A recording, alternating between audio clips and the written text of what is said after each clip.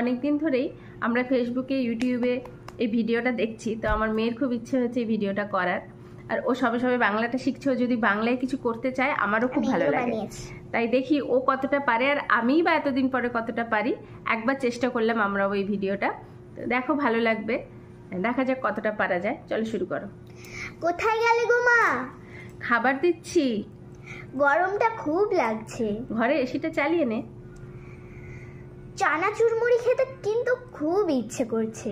6টা বেজে গেছে, এখন আর কেউ চানাচুর মুড়ি খায়? জল তো একটু দিয়ে যাও। ঝমঝম করে বৃষ্টি নামবে এক্ষুনি। টিপ টিপ করে বৃষ্টি পড়ছেও। ঠাম্মাকে বল ছাদ থেকে জামা কাপড়গুলো তুলে নিয়ে আসবে। ডালের বড়া খেতে খুব ইচ্ছে করছে। ঢাকনা খুলে দেখ না, করা আছে। নাকটা খুব সুরসুর করছে। তাড়াতাড়ি ওষুধ খেয়ে নে।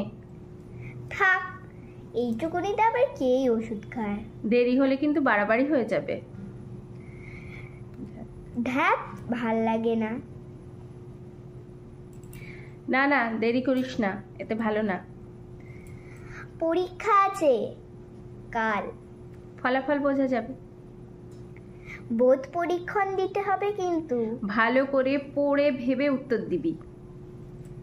মা, আমাকে না এবার একটু তো জল দিয়ে যাও, তখন তো আর দিলেই না।